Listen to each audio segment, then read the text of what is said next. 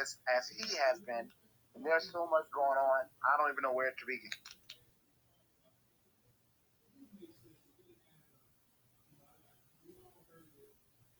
But like I said, I'm glad that you went ahead and you said it. Like I said, it caught me. Your campaign manager was right, man. I mean, something like this had to be talked about. Like I said, it didn't make sense. It didn't add up. You know, when we all heard it, because we all was listening to the results and stuff that night. I'm like, and then this dude that we barely even knew, Michael Addison, I believe. I'm like, where the hell? We heard about him maybe like the last month or so. Really, I'm like, how the hell Michael Addison gonna jump over Marcel? I'm like, this don't even make any sense right here. But let me just go ahead, Marcel, and just touch up for those who have not read. And let me say, I'm in agreement with you 100% in terms of the actual content. I said, now you gave me the information of this. I went ahead, I posted it, tweeted it out, and don't get me wrong, it got decent tweets and likes and stuff like that. But I thought with the way that we're supposed to be now about our people and our candidates and people that we've vetted from the grassroots, I thought this would easily have got like 100 retweets. No, I knew it wasn't because we don't care enough about things of substance, and we don't. And if anyone is offended by me saying that, it means you're the one I'm talking about. We don't care about things of substance. If it's, something that is sensational or something that's silly can go viral or, being Twitter funny, we show up for that. These are actually things that really matter because this talks about no matter what we do politically, if these things are allowed to happen, we're never going to get the legislation that we deserve. And that's why it's important that we talk about these things.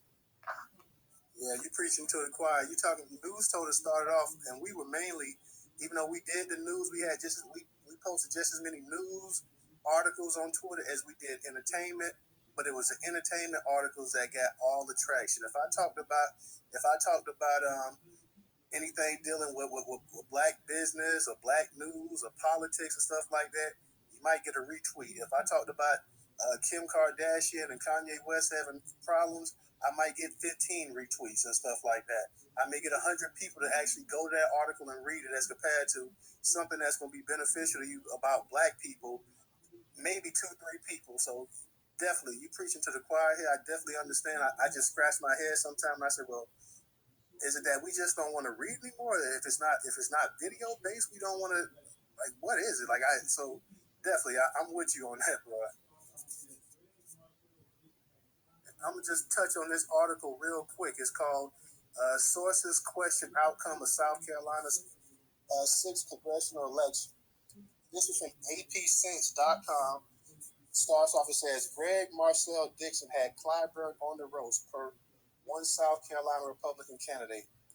Miscellaneous claims have been circulating regarding the outcome of South Carolina's 6th Congressional District 2022 election for the House of Representatives that included challengers Greg Marcel Dixon and Dr. Michael Addison against incumbent James E. Clyburn. According to one of the elected nominees, the election was slated to be no contest, with Dixon being the victor. The nominees cited several phone calls they had received from various Republicans elected to local and state office saying that the numbers were in Dixon's favor.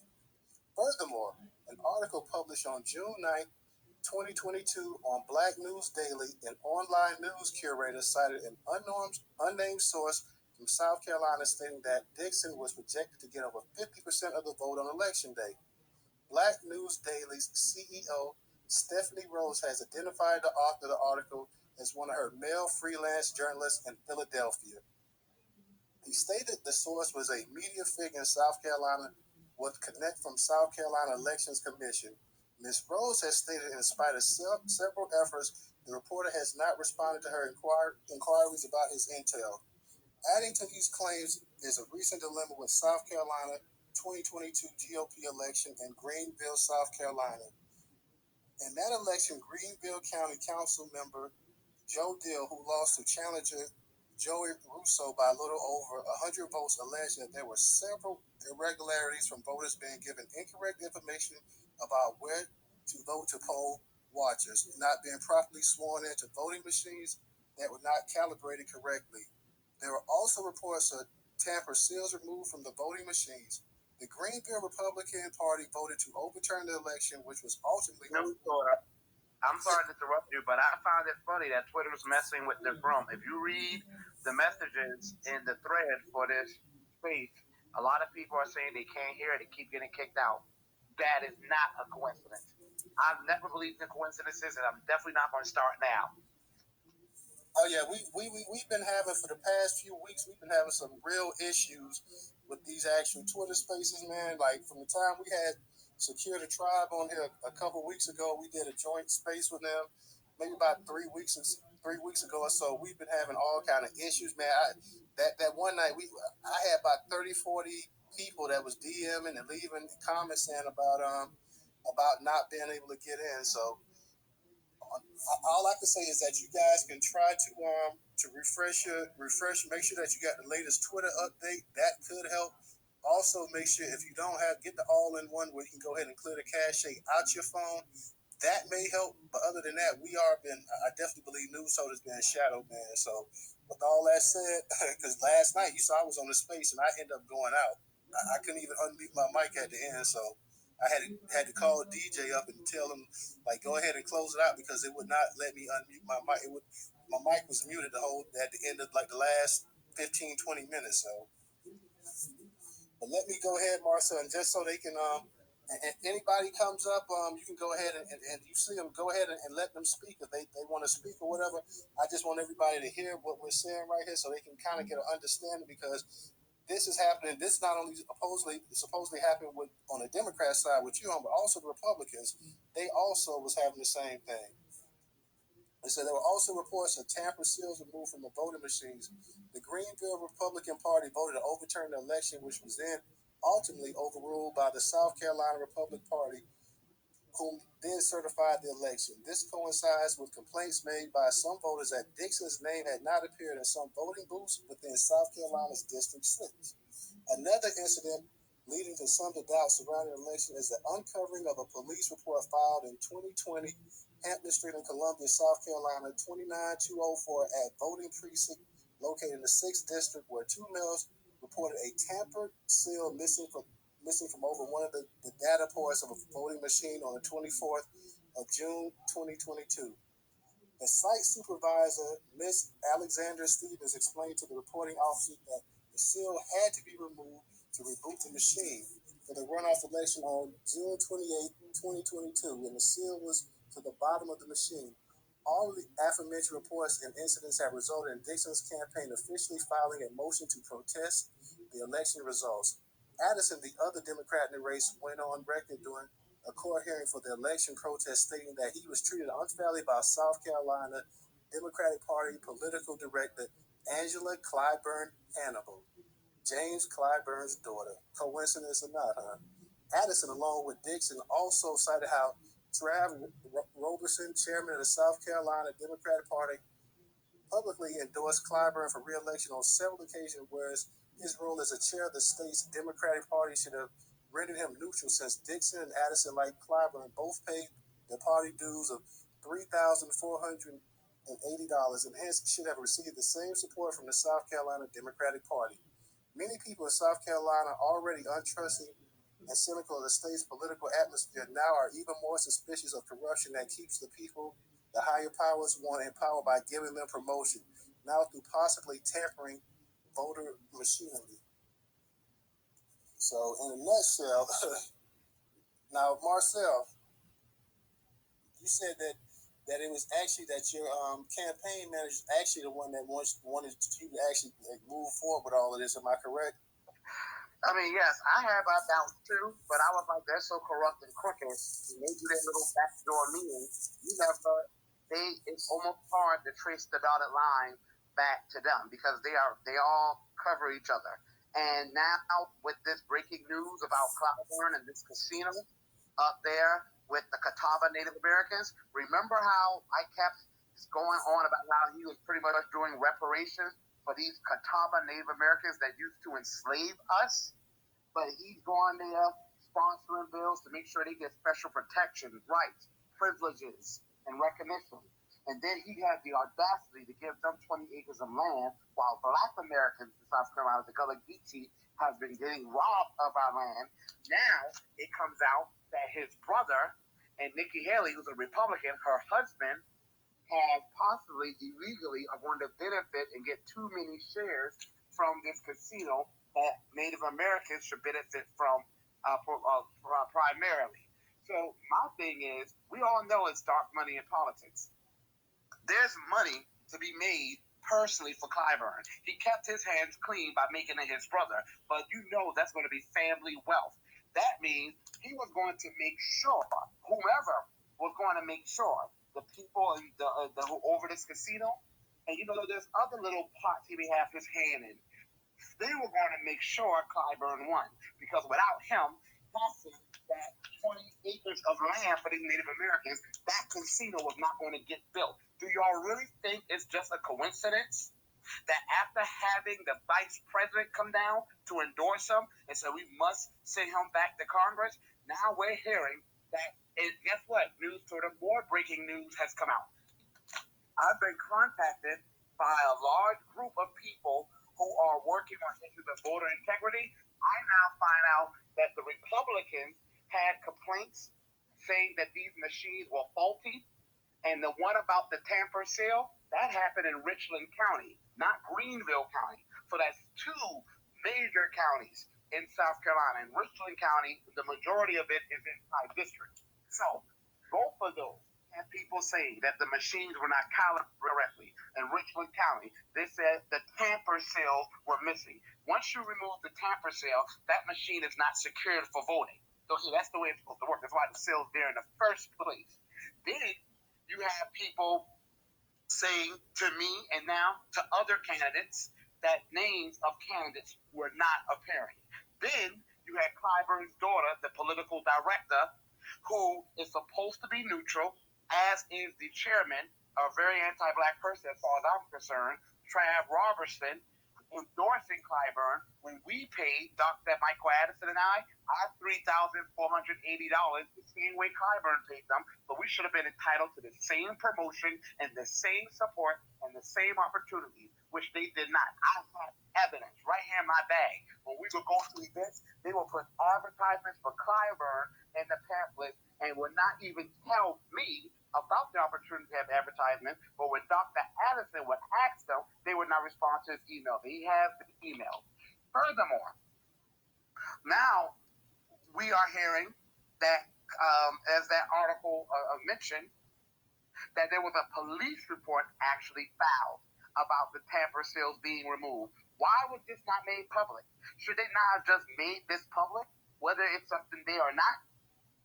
So I don't believe in coincidences, and I'm not about to start believing now. There is no way Clyburn, who has never, ever advertised in his life, has never had to compete for a re-election in his life, who did yard signs, billboards, hosted events, had the vice president come down and endorse him.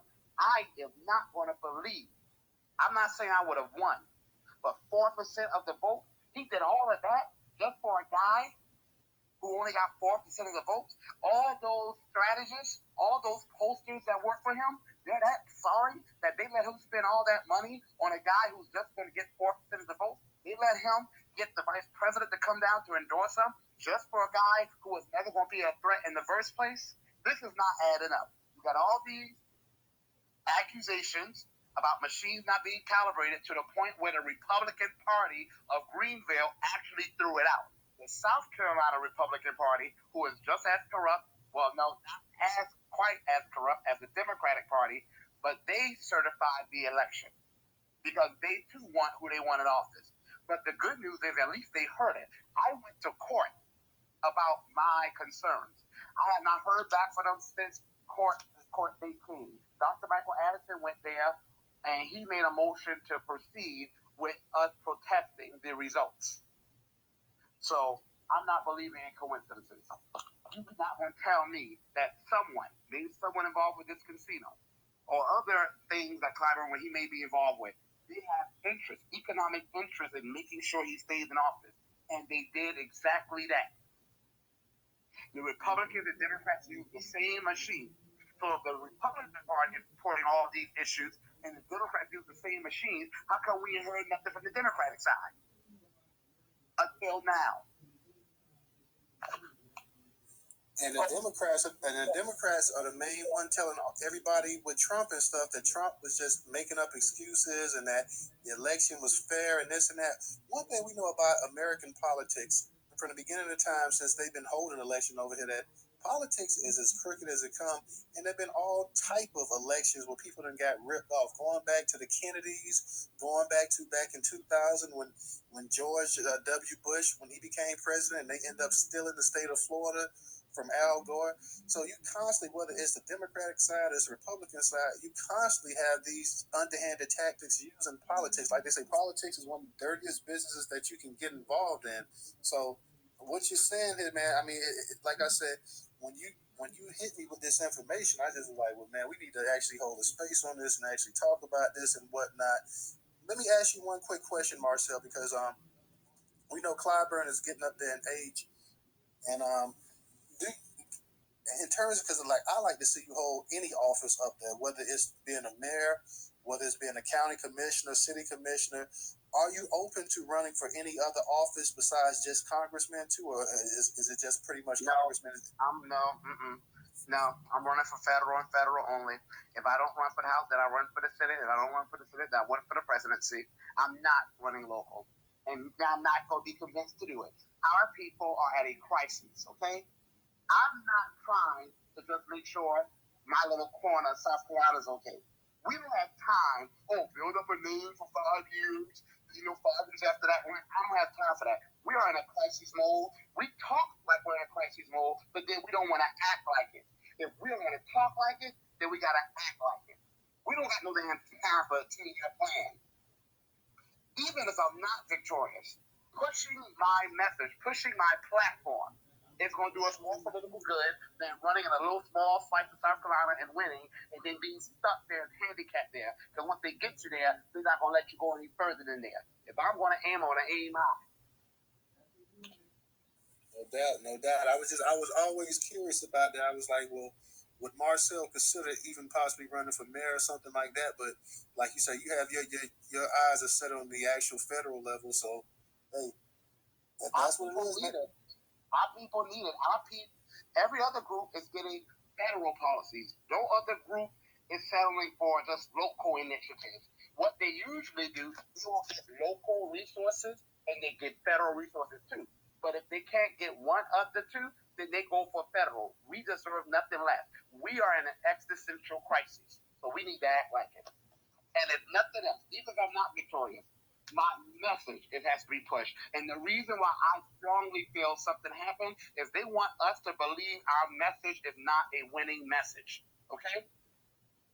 Even if I would have gotten 20,000 votes and Clyburn would have still came off the victor, 20,000 would have shown that our message is a message that appeals to the masses. Now, even if it doesn't, that doesn't mean we don't use our message. What right is what right. Abolishing slavery did not appeal to the masses. But who are the masses? Ask yourself that. But it definitely did appeal to the masses to the point where, like I said, Clyburn had to get the vice president to come down and endorse him. They didn't show you all her parts of her speeches. But if you read the transcript, she said, we must send Clyburn back to Congress. She literally endorsed him. This man ain't never put billboards up. You can ask anyone. He had billboards all over South Carolina. He had yard signs all over South Carolina. He's been listening to her. Why would he work that hard for a person who was never going to be a big threat to him to begin with? He wouldn't work that hard. The man's been there 30 years. He's supposed to be the highest ranking black official in all of politics. He's the number one. He's that number one boy. He wouldn't have worked that hard because I want to say this too, by the way. Dr. Michael Addison is not new to politics. He's been running for 20 years. So Clyburn knows him. Clyburn would not have just taken Dr. Michael Addison seriously because he's ran against Dr. Addison before. So are we to believe that all of a sudden he takes Dr. Addison seriously now when he never has before? So don't let them play that one. If we think that Clyburn did more than he's ever done in his 30 years to get reelected for a person who no pollster can let him know, because if he predict was only going to get 4% of the votes, then I have a unicorn to sell you. Come to my house. That's what I'm saying. And with all this stuff that's been out, that just come out, and they're trying to hide it, and twin saddle banning it, I don't believe in coincidences any longer. Never have. Definitely not now. And I know we have other hands in here, but I'm going to slam with that. Okay, no doubt, no doubt. We're gonna get to it. We got I'm gonna give y'all the order. We got Insane, Raincoat, Ray, and Professor. You had your hand up. If you still want to speak, you keep your hand back up. So we'll go ahead, and if anybody is in the spot, make sure you guys are all following Marcel. So make sure everybody in is following Marcel. Follow all of us, the host and both of the co-hosts in here if you can. So please go ahead and support Marcel. And Marcel, like you know already, man, Newstoter, we here for you. So whatever we can do, like I said, and I definitely appreciate you giving me that when you showed me that. So I was like, good gracious, I had to read it, man, and I had to try to get it out there because I didn't even know about it. So thank you for that information, that juicy tidbit right there. Insane, go ahead and unmute your mic. Hello, Newstoter, Kai, Marcel, and to everyone else in the space. Very revealing, however, not really too surprising when you consider just the late minute endorsement of the press secretary was really kind of stunning for me. But what that signaled to me was that they knew something was coming. It signaled that it was a late minute attempt to prepare them for the inevitable or certainly a possible close race. That's how I interpreted that. There was no reason for her to make that endorsement literally at 11 o'clock, so to speak. The race has been going on for a while, and she makes this endorsement. I think it was day of. No, Insane. That was someone just, I guess, trolling or something. That about Kareem Jean-Pierre? Yes. No, she did not endorse me. That was someone just trolling or something silly. Okay. Ignore that. That was just someone being silly. Yeah. That was just someone being silly. Glad to know that. But again, another reason that it was suspect is because what people brought up about the conflict of interest regarding this woman being part of the caucus there in South Carolina, and then also campaigning for her father. That right there was foul, and according to most astute observers, that was worth questioning whether or not their standards prohibited that or not. It's simply a matter of them leaving a loophole for that to occur, and a loophole that should be closed. That was my belief on that, and I felt like there should have been an immediate response to that. But you are in the driver's seat if you say don't worry about it, then we don't worry about it, of course. But I felt like that should have been an immediate response to that, because if you beat me fair and square, that's fine. But I become a very sore loser if I find out there's something unethical going on, which is clearly the case. I believe it when people say that is a conflict of interest. On the surface, it looks like it. And people, as I said, who are much more astute in understanding how these things work, have also said it's a conflict of interest. So it doesn't surprise me that there's a question regarding the voting machines and in different locations on both sides of the aisle, so to speak. So this is revealing. The only other thing I can say about it is that it's good for people on the Democrat side to see that there's underhanded dealings going on in politics across the board, just as Newstoter said. And what we saw with Al Gore not protesting it, you have to remember there's a club. They are in a club, and by all means, they have to protect the club. So rather than Al Gore raise holy hell, he simply opted to protect the club, and that's probably paid. Excuse me. He was probably paid. Probably, it wouldn't surprise, because he, more so than Trump, had absolute every right to question that election and what happened in Florida. But he opted out not to do it. But when you put it into perspective, especially with a candidate like Trump, they're all willing to protect the club at all costs. They're even evoking sympathy for Mike Pence. You got black Democrats walking around, look at how he did Mike Pence. That's utterly ridiculous. There's a man who was on the other side. The CNN is grooming Democrats, especially black Democrats, to have some kind of empathy for Mike Pence. They're simply protecting the club. That is all that's happening there. And it's very important to recognize that when it's happening, when it's evolving. And that I'll land my plane with that. Yeah, it's definitely a club, all right, because like I said, Clyburn's brother is cited in this thing where they might be getting too many shares from this Two Kings Casino on the Catawba Native American Reservation, and Nikki Haley's husband.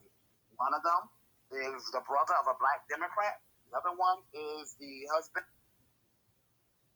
of a white Republican. Nikki Haley's Indian, but she's a white Indian. I don't know how she identifies. So don't think that they're not both all looking out for each other. Do y'all really think that they were going to let Clyburn lose out on that?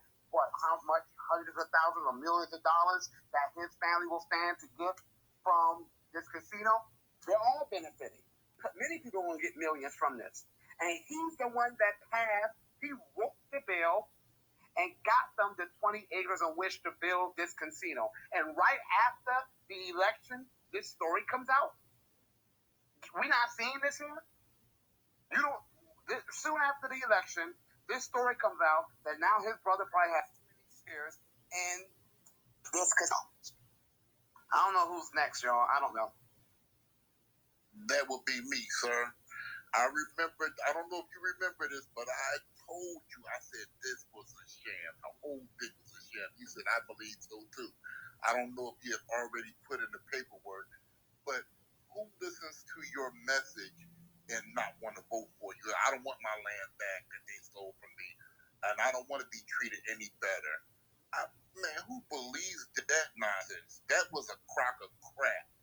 Because I know if you came here, and I'm in Philadelphia, if you came here preaching what you was preaching, you'd win by a landslide. And I think the numbers were reversed. They were flipped. I think he got the 2,000 votes and you got the 46,000 votes. And I land my plane there, brother. Marcel, if I can ask you a quick question, how many votes was actually total up? Because I heard something like 50,000. It was around 50,000, and Clyburn, quote unquote, got 48,000 of it or something like that. And I'm gonna need my campaign manager to come up here so he can give specific figures, because I can just tell y'all one myself. We did at least over 125,000 door hangers. Okay, 125,000 doorknobs had door hangers placed on them. We went to every graduation in my district, spoke with people, that tens of thousands of people. We went, because these preachers, quote unquote, are in the pocket of Clyburn. So, you couldn't get in the first, but we went and we canvassed. Yes, we went and we canvassed the parking lot of these churches. Okay? And I mean, we did them throughout my whole district. Over 1 million emails were sent. And I need my campaign manager to get up here because he knows these numbers better than I do. Over 70 interviews. And again, I'm not saying I would have won, but I've contacts with over 300,000 people, and that it was to the point where I will go out and people be like, "Well, I see you on TV." Everywhere I went throughout the district. And to the point where I will go to events, and older people will say, "Give me all those flyers. I'm gonna go tell my friends about you." And let me tell y'all, studies show that when it comes to voting, people don't vote for necessarily the politician they like. Unfortunately, a lot of us don't really study them enough. They usually vote for who their friends tell them to vote for, a person they trust tells them to vote for, which can work to get you with the preachers, but also can work to help you with word of mouth. And now we have all these things that have come out in this story. Now, we can sit here and just think this is not a sexy, fun topic, but this shows no matter what we do, if the system is rigged, the system is rigged. It is the way it is. It's the way we allow it to be. Well, Marcel, I'm glad you pointed out about what you did on the grassroots, because I had quite a few people here on Twitter made it sound like that the entire campaign that you ran was just a social media campaign, that you weren't actually out there pounding the pavement and actually mixing it up with the actual people yourself. So I'm glad when you said that it was 125,000 door hangers and the amount of interviews and the amount of people that you came across and emails and everything else. I'm glad that you said that because so many people on here want to try to make your candidacy just basically a Twitter type thing, a social media type thing, a YouTube type thing. So I'm glad that everybody that's in the space can hear that, hey, you was actually out there putting in the work. For those who don't know, because we already know you was already out there, but for those that don't know, that want to go up and sit up in that like this was just a Twitter thing, this was just a Twitter a candidate or something like that, I'm glad that you're airing that out so everybody can actually hear that. They can also talk, and they can also talk when it's her turn. They can also talk to Alexis, who was there on the ground with me through literal sunshine and rain, which Alexis will talk about probably through it all. So no, we were definitely on the ground in fair weather and in inclement weather, and I mean we were everywhere. And that's with me working a full-time job at that time, 60 hours a week. And we were everywhere. Spoke, and I had people hit up every barber shop and beauty salon, black owned, in my district. Every single one. Barbers made videos, endorsed me in front of their clients. Went and spoke with young black men. I mean, we went to nightclubs. We went everywhere. Again, not necessarily saying I would have won, even though I think I did, but definitely more than what they are showing. They're trying to do psychological warfare. Like in the Bible, I don't know who it was, one of those kings or something. I think it was King Hezekiah. When one of those nations, Assyria, I believe, wanted to try to conquer him, what they would do is they would bring like prisoners of war from other nations, beaten and bloody, and say, we just defeated this one. You really think you're going to be any different? They would do psychological warfare. That's what they're trying to do. So they're trying to say, look, Marcel was a big thing on reparations, and look, they only got 4% of the votes. It's not going to work. That's not what our people want. That's what they're trying to do. Now. Bingo. That's exactly what they're trying to do. You know, if they would have came and told us, and you say, okay, Marcel got 10% of the vote or 15% of the vote, I think they would say, well, that would have made people too happy because, look, he was in there for a short amount of time. He was able to go ahead and mobilize that quickly. So he is a real threat. But if you come in something under double digits, not even 5%, you come and you throw that number out there, then people, then they can look at it and say, well, you know, this was a fairy tale here. This had no real merit. This had no real possibility of succeeding. So y'all get off of this thing about reparations. Stop talking about holding the police accountable. Stop talking about empowering black people. Stop talking about black people voting for actual tangibles and go back to where we've always been at and let the Democrats take care of us. So you're right. You're right. You're spot on. That's what it was all about there. It was a way of trying to slap us back in the face and letting us know that, hey, we still the party that's always been here to kick you in the tail is gonna always kick you in the tail. So you're absolutely right. And like I said, when we had that broadcast, you know, everybody was trying to keep their spirits up because it just didn't make sense to us. It's just like no way there's like no way this could be possible.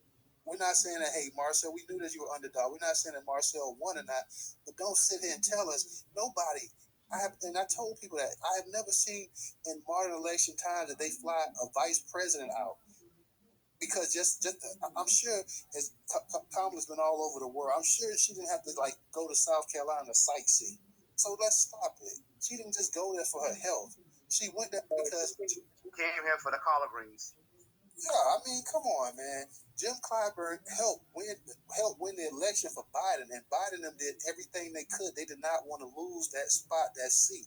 They know that Jim Clyburn can be controlled, so they want to keep him there until basically Jim Clyburn dies. Let's be honest. But they know with you there is a real problem here. They know that you're not going to be controlled and manipulated like Clyburn. They know that you're going to demand things from them that they have never had to worry about. What Clyburn told them. What Clyburn said that they asked him what he wanted when Biden became president. Basically said nothing. He said that we didn't need anything. That's what he said. That we didn't need anything. Matter of fact, Ray, it's your go. Ray, go ahead and unmute your mic, brother. Peace to everyone in the space. This has been cut in and out, so please forgive me if I'm repeating stuff that you may have already said. Is there anything that we can do to help? Who can we email? Is there any type of... the South Carolina Democratic Party. I'm going to put the information in the Jumbotron. Flood blow their phones up. And don't ask me which extension to call. Dial every extension. You don't get a call on one, then dial two. Don't get two, dial three. Because what they do is they'll try to, if they know that everyone's dialing one, then they will try to just then we'll just all answer the forward on two.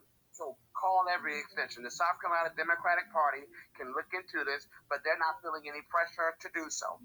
And it's not going to come from anywhere else but us. I'll put this Mickey Jumbotron.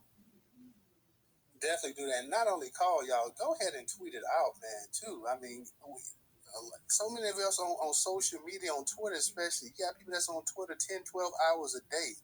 Please go ahead and tweet out the information. Help it get out there. We can easily make this stuff go viral if we actually put our mind to it. So let's not just sit up there anything. Let's go ahead and actually do something, man. I mean, if you're on Twitter, go ahead and make use of the platform that's here for it. It's here to spread the information and the knowledge. So go ahead and use it to do that. Don't just use it to sit up here and just go back and forth bickering and beefing, man. Go ahead and put it to some real work. Y'all need to pull up. Who said that? Raincoat? Yes, sir. They need to pull up. I mean, that is really what's needed. That's been needed. Even if this wasn't an issue, that's been needed a long time ago. It really is needed. You're right. That's needed too. But like I say, for those who can't pull up, that's not in the state, you may be 1,000 miles away. Do what you can to go ahead and get the information out there. For those that are in distance to go ahead and pull up, then pull up. For those that can't get there, go ahead and do what you can to go ahead and put the information out there as best you can. We need to go ahead and do this. Professor, go ahead and before we go ahead, let me say thank you to Michelle for your contribution on Cash App. And Marcel, if you have a link, man, that we can go ahead and donate to, please put that up in the Jumbotron as well too. So everybody support this brother. His political career is not over with. Okay, we're gonna continue to support him. So please, Marcel, if you have something up there, please go ahead and put it up there so the people can actually support you. Okay, I'll put my campaign donation link. Thank you. And Ray, did you land? Because I kind of just jumped in and told you what you can do, but I'm not sure if you were done. It's actually on Ray. It was on Ray. Ray, are you done or? No, you answered the question perfectly. You go ahead and I'm gonna land the plane. Okay, Professor, go ahead and unmute your mic. Thank you, Newstoter and Marcel, and you ran a hell of a campaign too, by the way. And Marcel, I want to ask you this question, and by the way, peace and love and reparation to everybody in the room. Marcel, I asked the question for you. In our community, it's always been this. I guess you could say we stick with who we know, particularly among the older voters in our community. And I'm just wondering if that's been like a detriment to our community when we need to remove people like Clyburn. Because anytime we got this Negro sitting up talking about we don't need anything, which he was talking about, I think he was referring to reparations in reference to that question that Newstoter was talking about. That's an insult to us because it's almost like he's trying to speak for the entire community, like he know what all of us need. And it's like he's going against what we know we need. So I need to know from you, Marcel, is the older voters it's a detriment to us because they want to continue to vote for guys like him because they know him. Uninformed voters, I would say, and they can be old, they can be young, who just see a face on a billboard, and because they know his name and they don't do any research for themselves, they just believe whatever the media show, turn on the Joy Reid, turn on CNN, calling him a civil rights icon, and that type of packaging. So if a person uninformed and hasn't done their research and does not look at his report card, a kid, you can think a kid's doing well in school because they look like they're doing well, but when you see their report card, you see they're not doing well, then that kid is not doing well. They need to check Clyburn's report card, and they will see that he's not doing well. But a lot of our people, like I said when I started off, we don't like to always read stuff like we should. And that's not just our people, but I'm talking about us because my platform is mainly about us and putting us first. We don't like the research. And That's not something that's unique to old. Yes, you do have those old, civil right minded, older voters who think having a faith in a high place is sufficient and say stupid things like, well, we get rid of Clyburn, there's going to be a Republican up in there. Okay, we've had 30 years of hell. Okay, it's hard to get worse than what it is now. Okay, so hell with the Republican or hell with the Democrat. Let's see what the policies are, and if a Republican has a better platform for us, then vote for them. But no, they're just loyal to. They vote out of fear of, oh, we might get a Republican, instead of voting out of fear that, oh, hey, things might stay the same or even get worse. And the other problem, I would say, is that a lot of us are disgusted, rightfully so, with the way things are. But it's not enough just to hate the way things are. We have to desire things to want to change enough for us to actually get up and want to do something about it. So, when you meet a lot of people, they like the type of language I was talking. But following through to get them to go to the polls, that's a monumental task. So those were the main challenges right there that I encountered. Let me ask you something real quick, Marcel, before, because Professor, you may have something to add on, but I just want to ask him this real quick. In terms of the baby boomers. Hold on, Professor. I want to be real quick.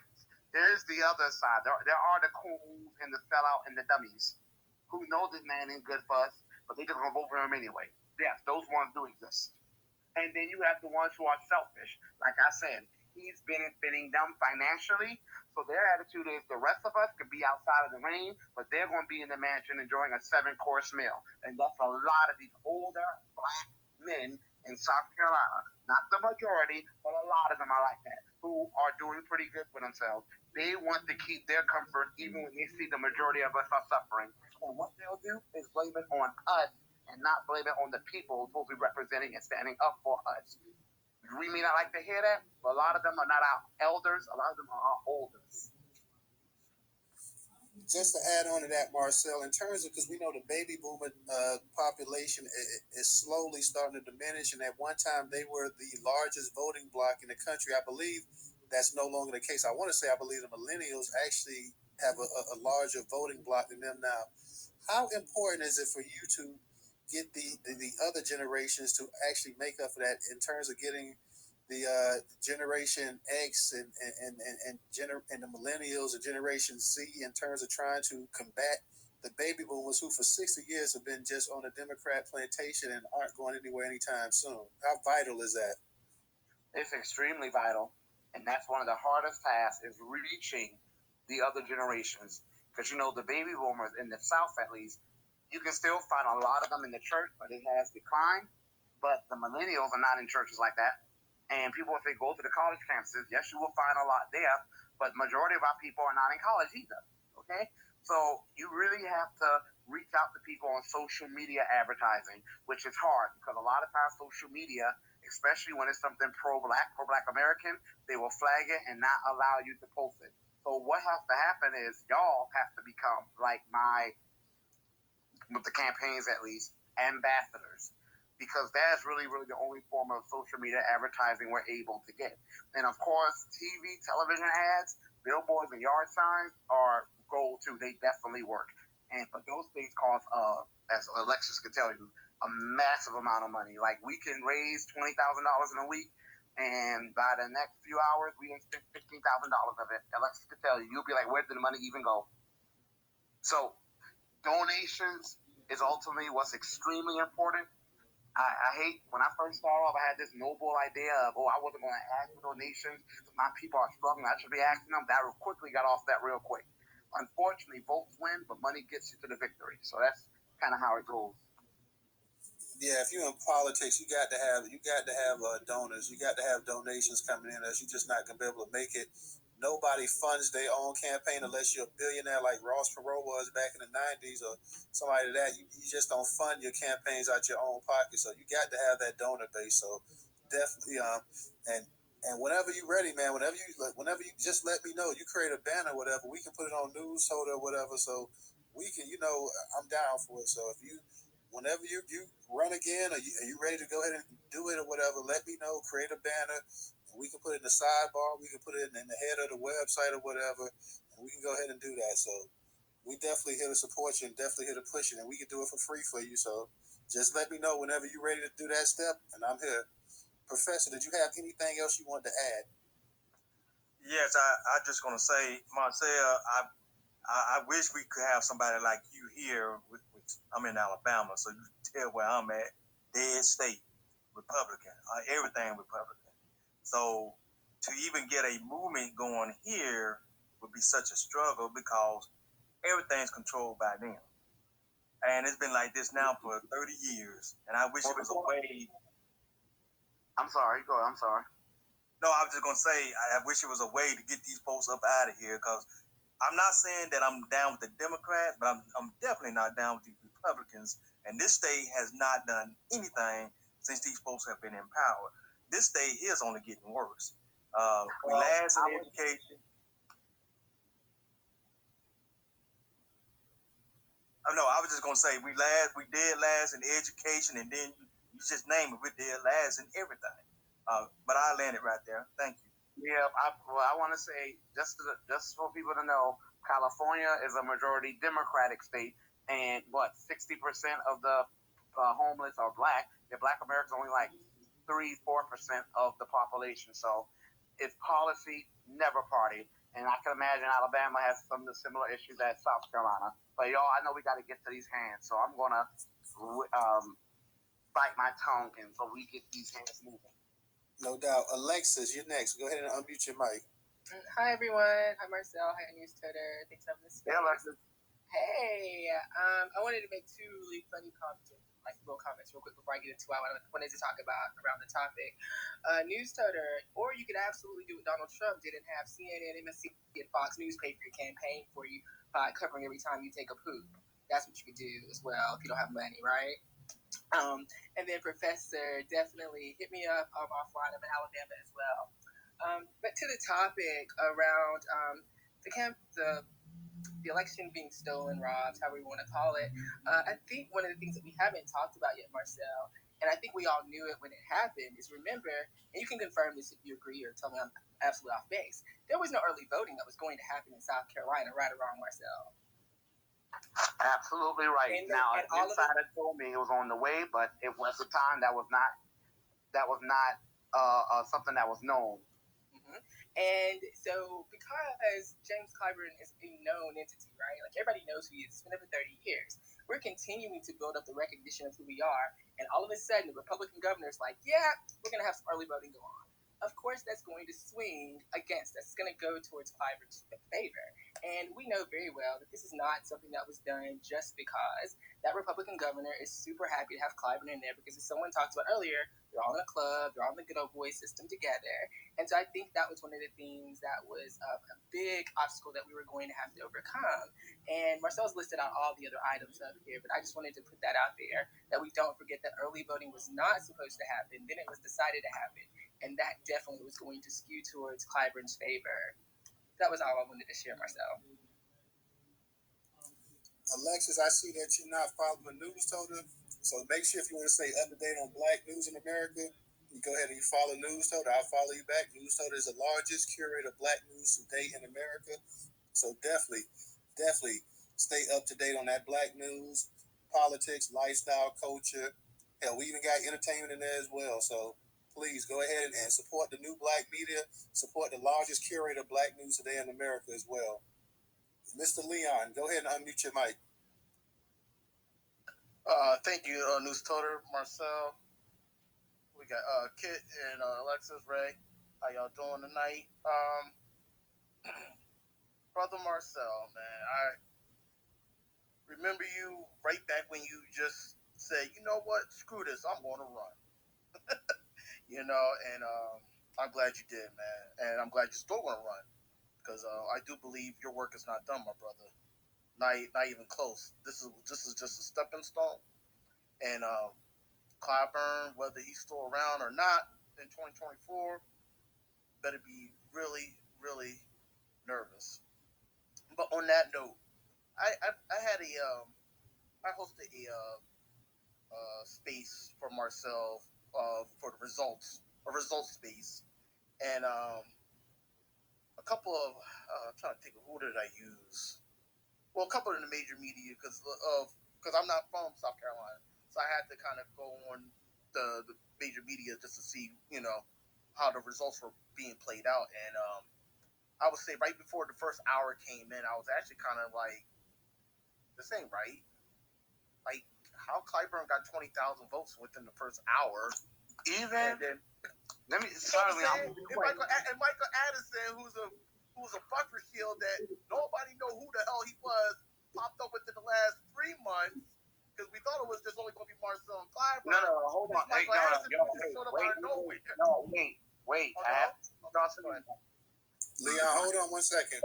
I have to correct something y'all keep saying. Doc Addison is not unknown. He's been running for 20 years in South Carolina. So we didn't know him, but people in South Carolina know him. He's been running for 20 years. I just want to say that. And also, Leon, you know, it's funny. My mother has been following my campaign, but even she came home and said, "How he get 20,000 in the first minute?"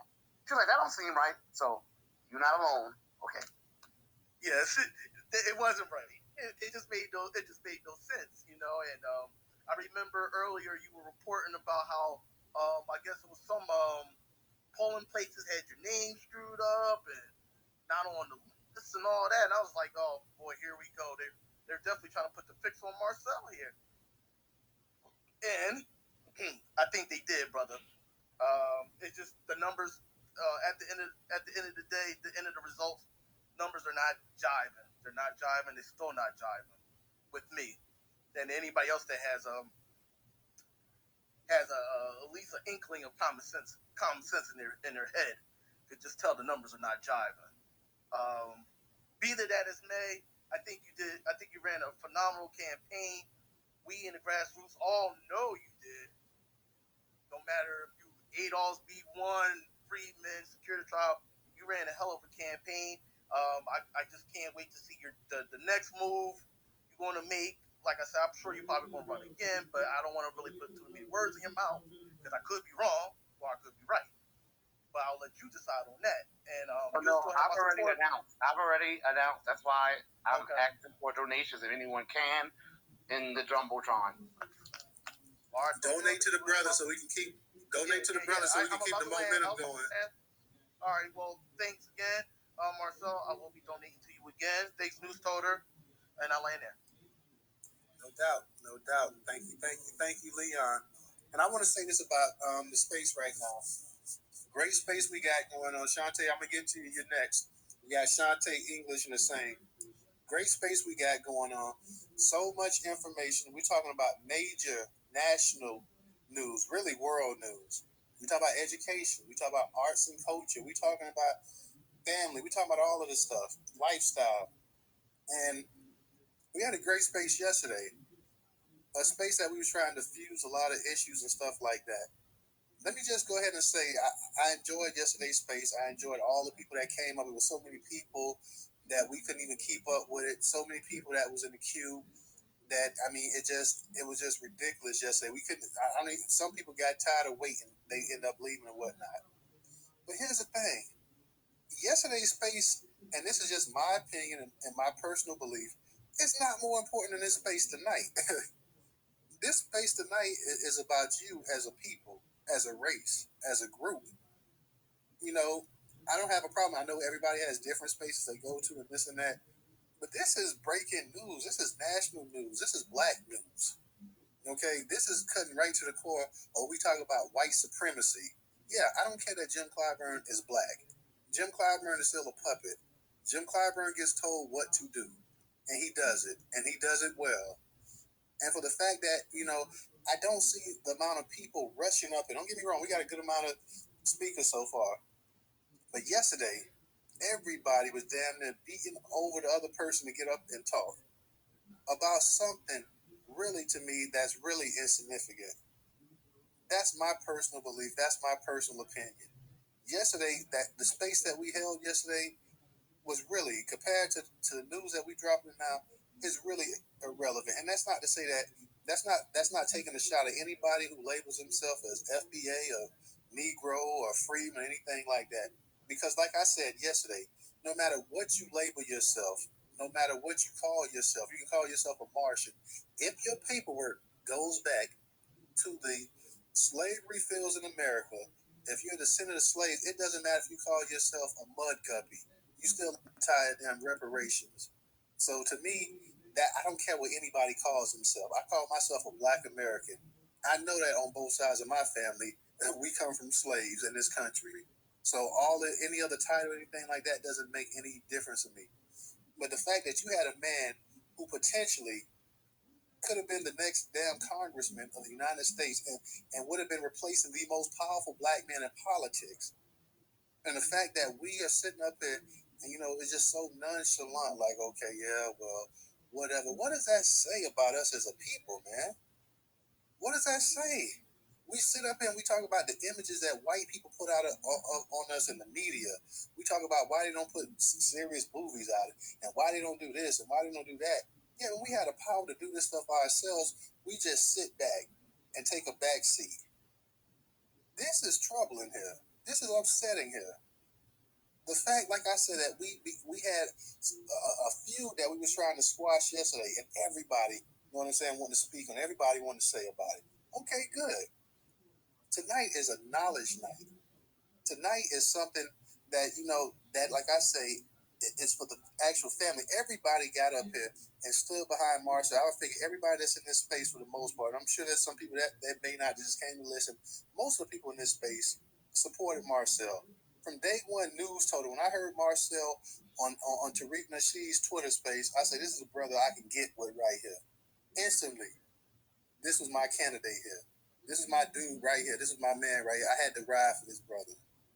And the fact that, we talk a good one as black people, but when it's time for action, we shy away. I mean, we had this deer in the headlight type looks. This is upsetting. This is troubling. As somebody who puts the news out there, I can tell you just how hard it is to get black people to actually respond to something. If it's a bunch of negativity and stuff like that, we cool with it. If it's something that's going to benefit us as a people, we sit up there and we look for all kind of excuses. We look for the back way out. This is this is unbelievable tonight right here. And that's not taking a shot at anybody in it. It's just talking about us as a people, as a group. We're at the bottom of the damn poll in this country. We had a candidate who potentially just got robbed and who would have been up there putting our agenda forward. And this is the thanks that he gets. Shante, go ahead and unmute your mic. Is it okay for me to unmute my mic? Go ahead and unmute your mic, sister.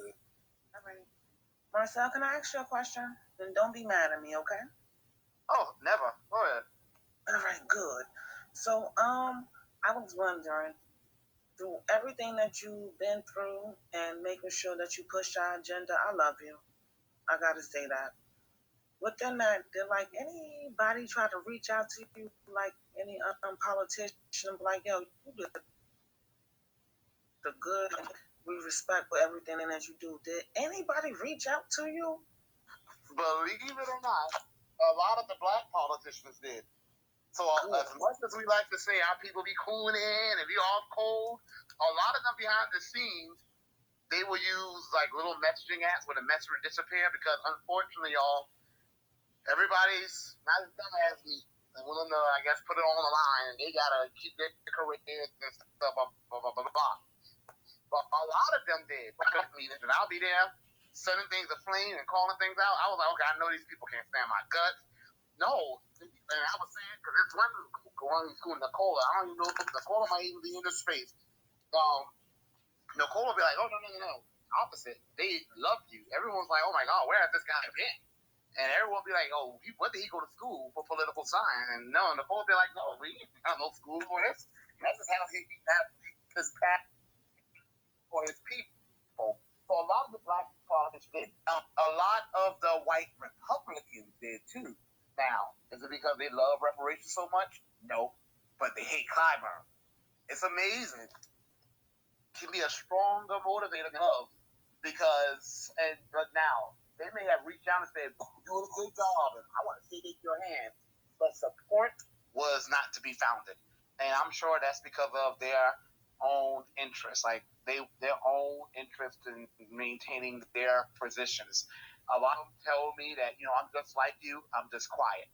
So a lot of them feel that strategically speaking, they have to move in silence. And I told them, I understand, like I get it from an intellectual viewpoint, but that has been working for my people because every other group gets their platform, gets this. Like in the resolution, 7 out of 10 Democrats in South Carolina are black, y'all. And on the resolutions that they did for this year, they didn't even say the word black. They had one about LGBTQ and transgender called flag, Ukrainian sovereignty, all this BS, white liberal virtue signaling stuff. Nothing about black Americans who are 70% of the Democratic voters. So being quiet is being complicit, all due respect to my people, and our neglect. Now, since the election has ended, I've now actually wanted me to work for them. And paid. I'm getting a lot of assignment. Like, I ain't saying I was volunteer, but I'm not saying nothing yet because I don't do this because of some career interest. I do this because of justice. So I'm working with several candidates right now. One of them came to me, a Republican. He said, "What can I do to get your support?" I said, "You can't get it." I said, "You can earn it." I said, "My vote is not free." I said, "My support definitely ain't." He's like, "What can I do?" And I told this already. I had now on his platform. This is not my platform, y'all. This is his. I can't put guns in there and make him put things on there that he's not going to do. So he didn't do direct payment for reparations, but he does have land justice, and he does have what I gave him, the Black Wall Street Initiative. So we don't have to run to be pro-black. I'm not downing any of us when I say more of us need to do it. But it would not have happened had I not done it. So people have been reaching out to me now, wanting to be more involved. Like people want to elect me for positions to do different things within the Black Caucus. I don't know if I don't think these are paid, but it would just give me more of a platform. So people have seen, I guess, some, dare I say, talent in me for getting the message out. And I don't know. So, here's the crazy thing, though, Shante. If people, as a guy who only got 4% of the vote, you would think no one would think that I'm worth having around. That's another reason why I ain't buying that 4%. So why would people who are in office then say, "I want you on my team"? You would think I'm an absolute failure. But the fact that you got people who've been in office for years saying, "No, there's something special in you." Like the guy who started the Black Caucus for South Carolina, Dr. John Cordero. He said, "Oh no." He was like, "You can easily be the next Obama, but the difference is you'll actually be for black people." And that's what he said. So it's just not adding up. People who have good political acumen are saying, "I want you on my team." 4% should mean you're an absolute failure. I don't want you here. It's not adding up. And I'm not saying I would have won. I'm just saying it's not adding up. And fair, whether we agree with it or not fair, it's just fair. So that's my little spiel, Matt. Wait, because I want to ask you another question. I think, don't think of it like, well, fuck it, this is what it is. Don't work nothing for free. Don't do nothing voluntarily. When you into politics, it's an eye for an eye. So if you do something for somebody, they got to do the same for you. And then within that, make sure that you do it. If you got the opportunity, I wouldn't tell you don't take it for us. I would say take it to make sure that everything that you working hard for, make sure, because that's what every other group do. They just don't do one thing specifically. No, they actually do everything specifically for our group, and then we are the ones who do everything for everybody else group. And then people see interest in you like that. Yeah. Go ahead and take that opportunity. I'm gonna move on real quick, Chelsea, but I just want to be real quick. There is a guy I'm working with. I can't announce anything officially, but I like his platform, Chris Nellums. He's not doing anything that's going to be splashy and sensational, but he's running for Commission of Agriculture, and I'm liking his platform because he's trying to get Black Americans from older to our youth back into farming because he realized it's self-sustaining. When you can grow your own food and grow your own coals, you cannot be controlled. Fannie Lou Hamer. That's what Fannie Lou Hamer's thinking. So, and he's on that type of energy. So if y'all can look into him, or I'll say be on the lookout for him. He's an older guy. You know, he doesn't look old, but he's an older guy. He's not social media savvy. But that's why I'm going to try to help him. Like you said, Shante, I should be doing things for free. Yeah, wait, no. And also look at like a plan A, B, and C. So if one thing don't work out, you take the next step. And I want to say one more thing. Would it be okay if we was to ban T.S. Giselle for a good while? I'm sick of her. Yeah, that's fine with me. So I have no problem with that. Yeah, we not doing a TS show no more over here, so no doubt. So that's definitely a no-go from now on. We had quite a few sisters yesterday said that they had an issue and they felt that we as black men were not doing enough to protect them from T.S. Giselle. And like I say, we have never co-signed any black man coming in here treating a black woman like garbage. So let me just go ahead and say that. And I want to apologize to any black woman that feels that way. Shante, you've been in many of the spaces here, so you know that we've not just let any man, period, whether it's a transsexual or a man or I don't even know the label or whatever, come in here and disrespect sisters. Ray, you know that.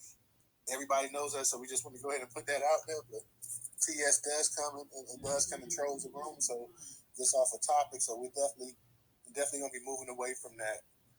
English, you're next. Go ahead and unmute your mic. Okay, shout out to everybody in the room. Can you hear me? Hello, can you hear me? Yeah, we can hear you. We can hear you. You're fine. Okay. Yeah, shout out to everybody in the room. Much love to reparations. I have a problem with the fact that we never have accurate numbers. We never have accurate numbers as a people. We're always told we're 13%. We don't matter. Now, Marcel just said that we are 70% of the Democratic Party. Now, how in the hell can we be 70% of the Democratic Party and only be 13% of the United States? That I have an issue with. Number two, and I'll land my plane here, I think that we need to take control of our own census data information.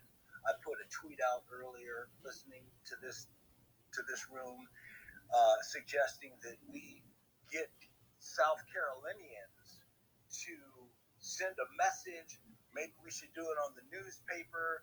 I don't know how we should do it, but I think what we need to do is get all of the people who voted for Marcel to send a message to him with their name, maybe their first name and the initial of their last name, putting a 1 down if they voted for Marcel in the previous election and a 2 down if they're going to vote for Marcel. We have to take control of what is happening, what is going on, and I'll land my plane with that.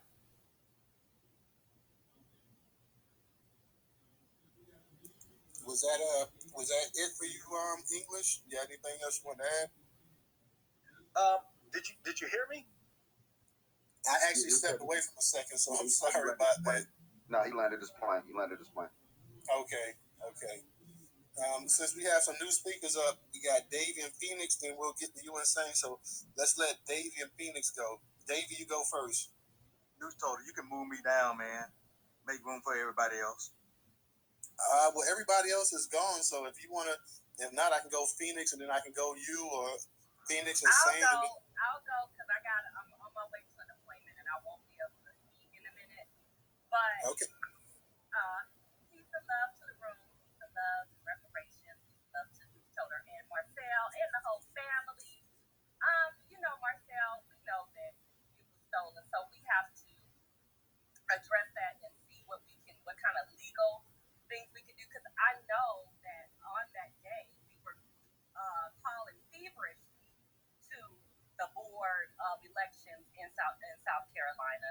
We know that the daughter of Clyburn is the president, and so there was a lot of issues, and things going on. We know that. So we just know in the next one, we have to approach it differently.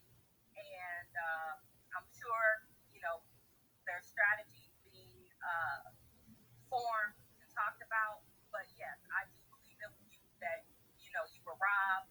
We know this. Like, the proof is kind of in the pudding. And like English said, the numbers never make sense.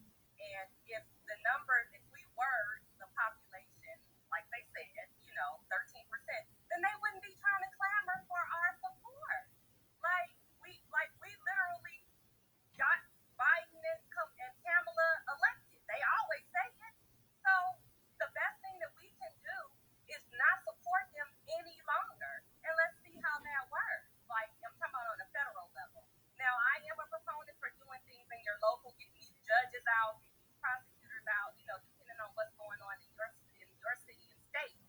But when it comes to the Democrats and, voting blue no matter who, and I just really, and I pray on this all the time, is getting the elders off of that bandwagon. And it's such a hard thing to do because they are just retired and sitting there and watching, the regular news. They're not really, going into the YouTube spaces and the black media spaces. Some of them are, and some of them are the ones that ride with us on Twitter. But at the same time, because I know for my dad, we just had a big knockdown, drag out argument, and I feel bad, Hey, but Phoenix, not to cut you off, I just want to add this one point because Field Hand is in the room. Field Hand, I've given you the mic to come up and speak. I know you said there's a lot of hate going on in the room, so please come on up here and speak. I just gave you the mic, so whenever you like to come on up here and speak, by all means, come on up here. Phoenix, I'm sorry. Go ahead and finish it. I'm sorry. Oh, no problem. I can just land there and like I said, have to approach it totally different, and just try to change the mind of the elders and the elders. Bless their hearts. I don't. It's the hardest thing that I've been struggling with my family, but hopefully they'll come around. And I land there. I love y'all. Thank you so much.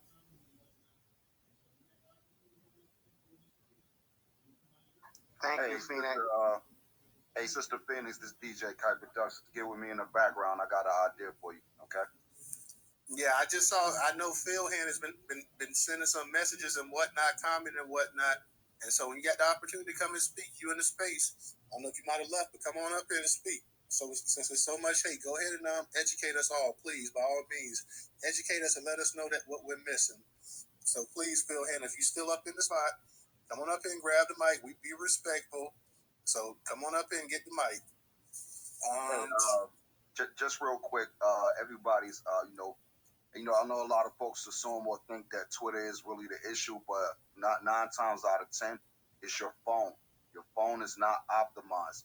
So if y'all want to get with me in the background, I teach you how to clean up your phone so you won't have too many issues on Twitter. And if you just do something as simple as close out all other apps and clear your phone cache, Google how to clear your phone cache for Android or iOS or whatever, and you could come right back up here. Go ahead.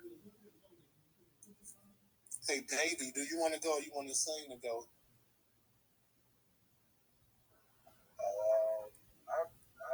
I'll go ahead and go real quick. I just got some questions. What's good, Newstoter? What's good, Marcel? Kai, what's goody, man? I love y'all. You're a little bit low there. Can you speak a little bit louder? Yeah, it sounds like you driving, bro. Roll that window up. Davey, you there? Oh, yeah. You hear me better now, bro? You're kind of breaking up a little bit there. Yeah, give me a second. I think I'm about to go through a little dead zone real quick. I'm going to just go ahead and mute We'll come back to you then. We'll come back. I'm going to go to Montana since Montana hasn't had a chance to speak yet, and then we'll come back to you and see if you clear it up. So, Montana, go ahead and unmute your mic. Hey, Montana, just real quick again. If everybody go to the Jumbotron, the second from the left, it says clean y'all phones. If you can't hear, clear the cache. Download the all-in-one toolbox. It will help you clean your phone up. Go ahead, Montana. Yeah, what's going on, Newstoter, Marcel, Okay. Yeah, hey Newstoter, follow me back so I can get you in the back channel. But I've been trying to do the read more on the articles and it won't load the rest of the article. I don't know if it's my phone or whatever, but we'll talk about that more later. But yeah, okay, before we go, I'll let you know that if you have a pop-up blocker on or something like that, you probably have to go ahead and because that's a redirect. So if you're on there, just go ahead and let the pop-up blocker come on, and it'll go ahead and let you redirect. So yeah, some people, depending on what type of phone or what type of browsing system you're on, sometimes you have that issue. But just go ahead and allow pop-ups, and you'll be able to read the article. So, and I'll go ahead and follow you, bro. Hey, can I just piggyback off of that, what you just said, Tyler? So the redirect thing, right? That's an internal issue from these social media sites, Twitter, Facebook, where they don't want you leaving the social site to go to another site to read XYZ article. See what I'm saying? So there most likely is a setting inside of Twitter, Facebook, Google, or whatever it is you're using to say, hey, look, I want to use my browser to go to newstarter.com. Also, the other thing is, too, if you use Google, you got the regular Google app and you got the Google Chrome. Try using Chrome and, leave Google app just there in the background. Go ahead, Montana. And still, Montana, just to be on the safe side, go ahead and allow the pop when you're on Newstoter, and if you click that read more and it won't go, just go ahead and allow pop-ups, and that'll make sure you can go. But go ahead, bro. I'm sorry. I appreciate it. No, you good. I want, yeah, definitely, because I was on there trying to read about something going on actually in Clay County that you posted. So, yeah, thank you for that. But yeah, shout out to you, Marcel. We already knew it was some bullshit, and shout out to Phoenix because she just pretty much said the same thing on the day of. We were all questioning the ethics of, you know what I'm saying, what they were doing down there in the 16th district. We were calling and questioning the poll boxes, places that you weren't appearing. The fact that his family member is, we already know it's already been spoken. So I feel like it's definitely necessary for them to, do it over. They need to redo. Matter of fact, he need to do it by default. You know what I'm saying? Honestly, so I see in your message that y'all already taking legal action. Any way we can support, let us know. And that's why I'm trying to get in contact with all the Georgia family.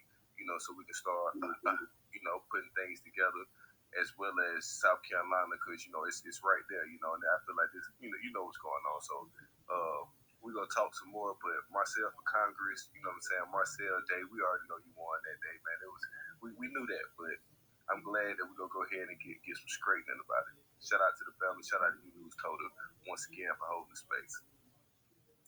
No doubt. Appreciate you coming in, Montana. Definitely appreciate that. Like I said, I'm following you. So, bro, if you need to ever DM me or whatever, please don't hesitate.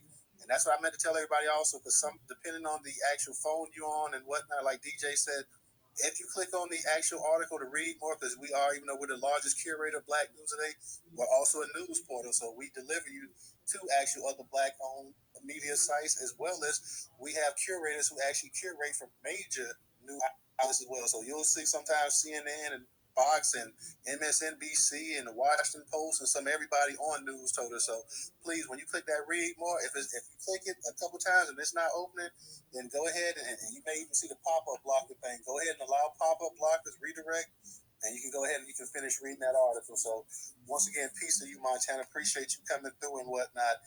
And like I said, what's his name? If you're up in a spot and like you said that we were being this and being that, please, I sent you an open mic, so please come on up and speak. No hard feelings. Say, like I say, in the Newstoter spaces, speak your mind. Whatever you feel is cool with us. Davey, you back. Go ahead and unmute your mic. Oh my goodness. All right, can y'all hear me better now? Definitely. Ooh, boy. All right, man. I swear, every time they get about to ask something valuable or some sort of exchange, man.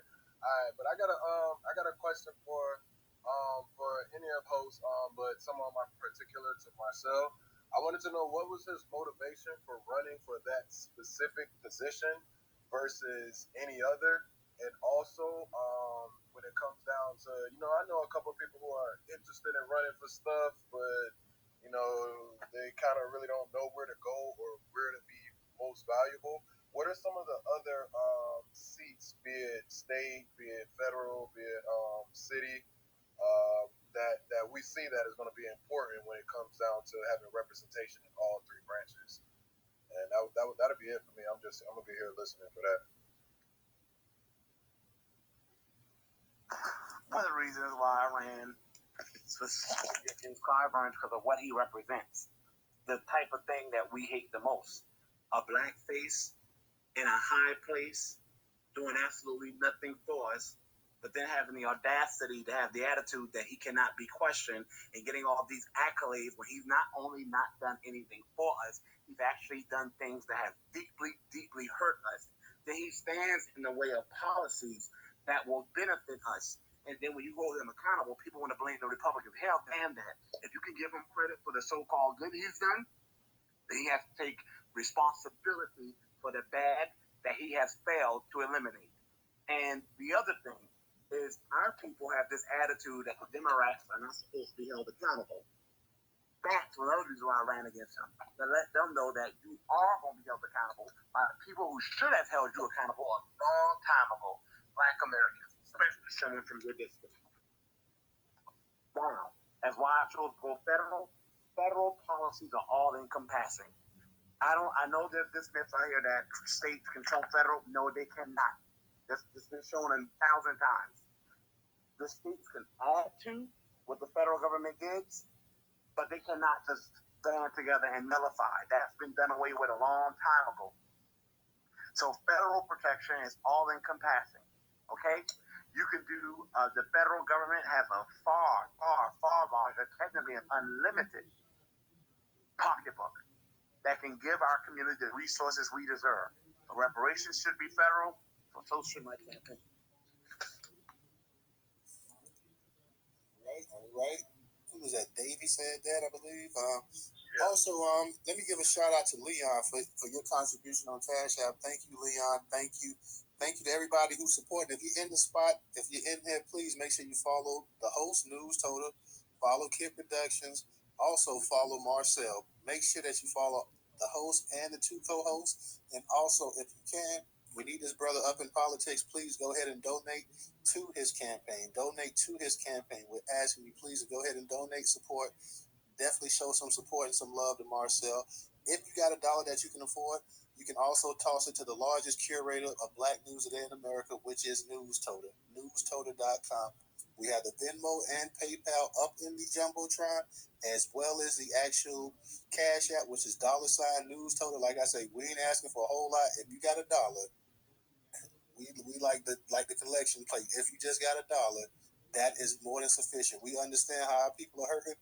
We don't try to break the bank here. So if you got $1 that you can contribute to the largest curator of Black news and the new Black media, please go ahead and help. And it definitely, that little bit will definitely help us. It will go a long way. Insane. Go ahead and unmute your mic.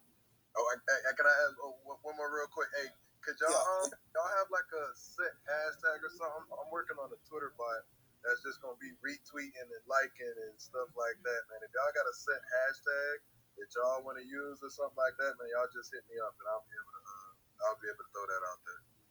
That was it. That's for all three of y'all. No doubt. That's something we can put our head together and whatnot. So definitely appreciate that. Insane. Go ahead. I'm sorry. I just want to break in on the donation part of this.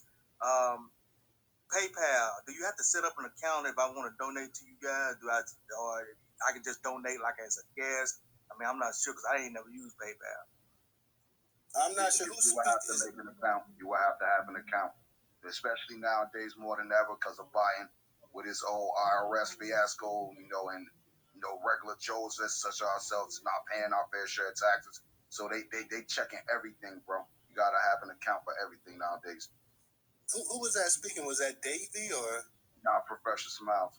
That was me. Okay.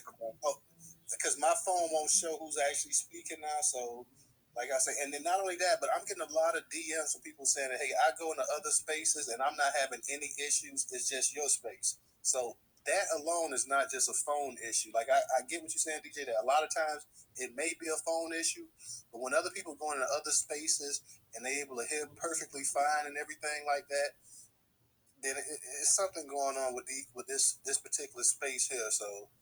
Right, I understand how you feel, but it does get frustrating. issue. That's what it is. Don't think they don't know how to Marcel? No, I said it's a Twitter not wanting the truth to come out issue. Don't think they don't know how to target spaces because they do.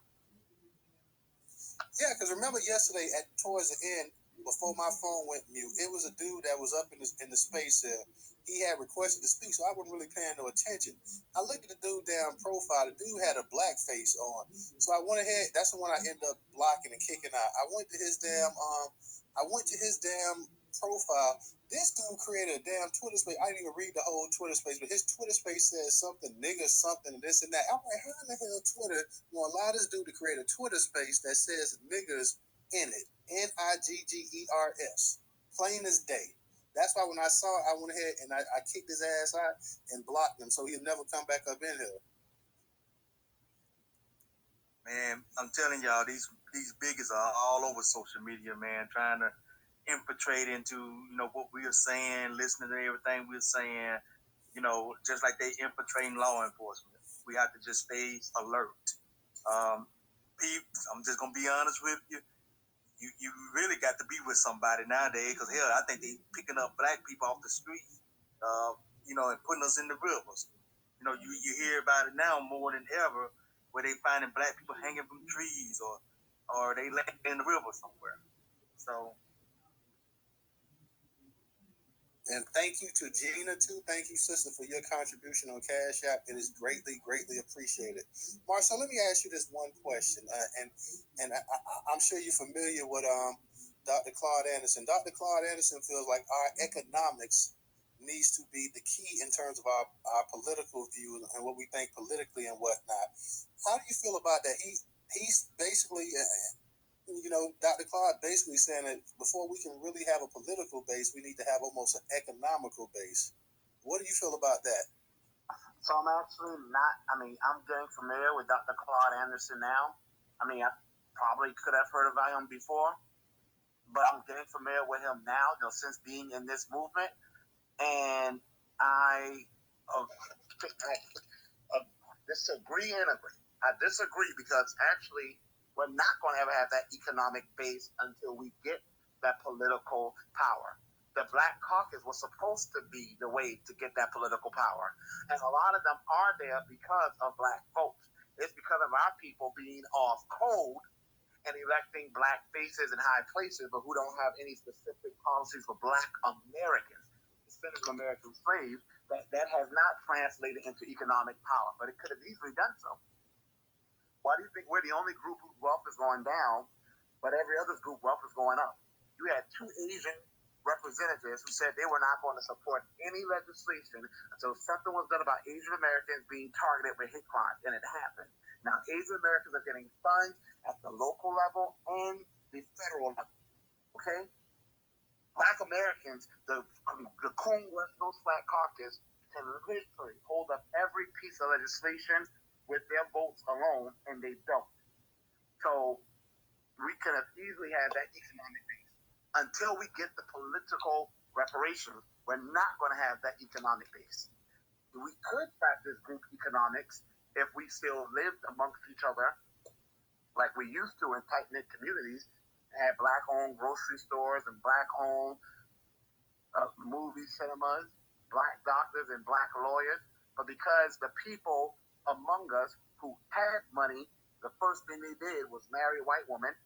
Well, that's just an exaggeration. But the first thing they did was leave the impoverished black areas to go to where they feel they can get better resources. And they left the struggling impoverished black people who are still largely in those impoverished areas, like the area where I live.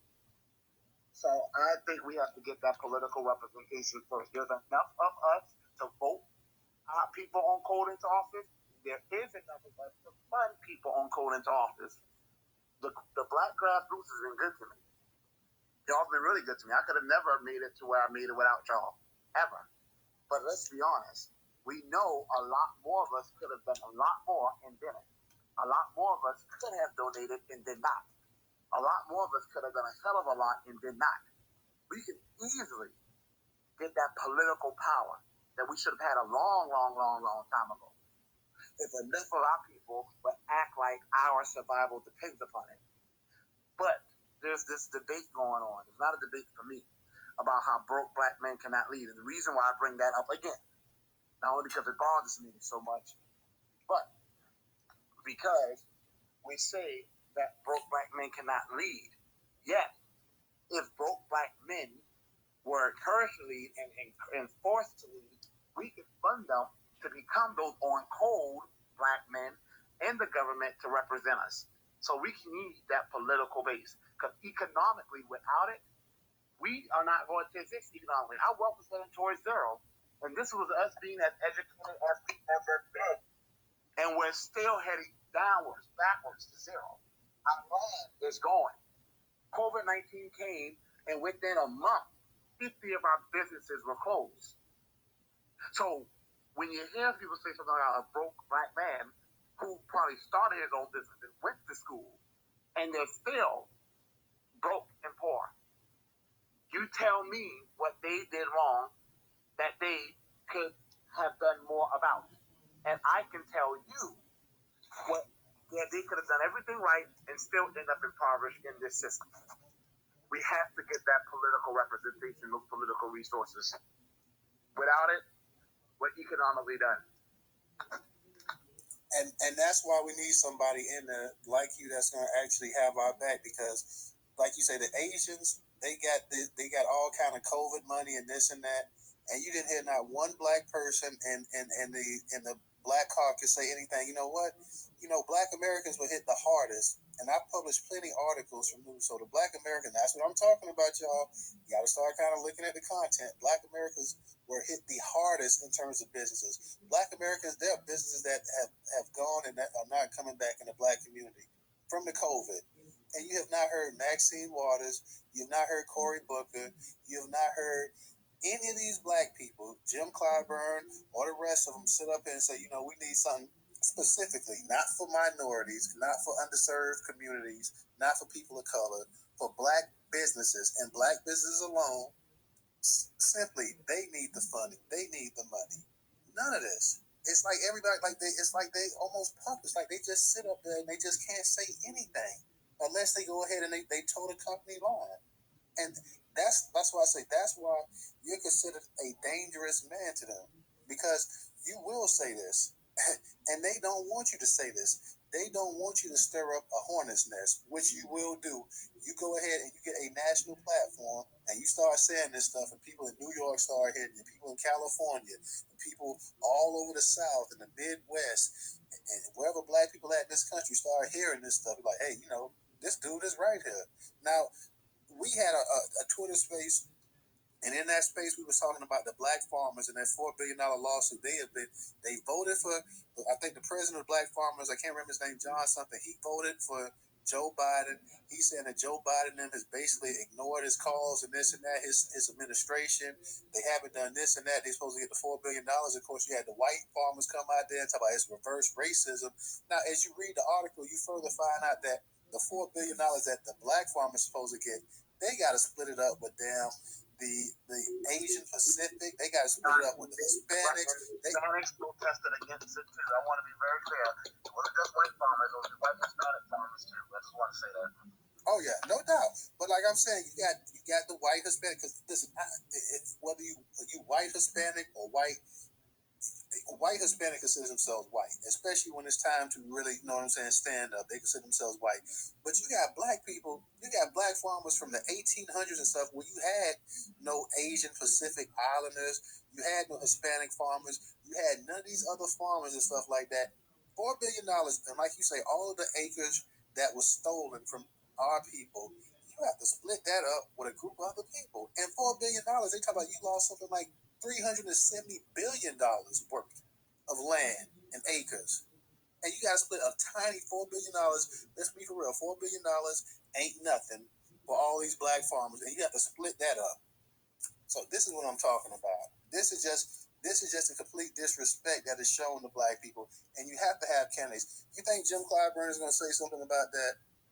He's not going to say a word about it. DJ, I see you got your hand up.